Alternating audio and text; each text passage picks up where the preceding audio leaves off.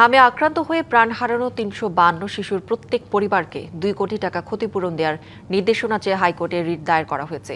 রবিবার সুপ্রিম কোর্টের আইনজীবী ব্যারিস্টার হুমায়ুন কবির পল্লব এই রিট দায়ের করেন।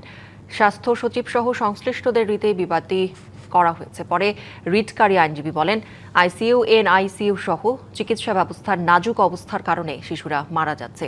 তাই রাজধানীতে একটি বিশেষায়িত হাসপাতাল প্রতিষ্ঠা ও জেলা হাসপাতালগুলোতে পর্যাপ্ত আইসিইউ স্থাপনের নির্দেশনা চাওয়া হয়েছে রিটে।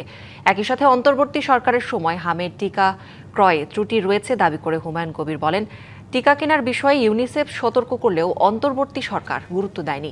কার গাফিলতিতে এমন হয়েছে তা তদন্ত করতে 10 সদস্যের কমিটি করারও আদেশ চাওয়া হয়েছে রিটে।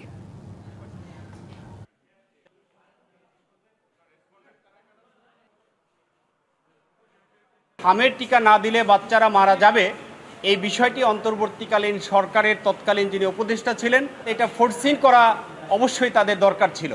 এখানে তাদের সুস্পষ্ট অবহেলা রয়েছে, নেগলিজেন্স রয়েছে, যেটা আমাদের সংবিধান এবং সংশ্লিষ্ট যে আইন রয়েছে সেটি কোনোভাবেই সমর্থন করে না, এবং তারা রাষ্ট্রের একটি সুস্পষ্ট অবহেলা এবং এটাকে অন্য সেন্সে আমরা ইনভলেন্টারি ম্যানস্লেটার যেটা বলি, সেটাও আমরা এখানে বিবেচনা করতে পারি।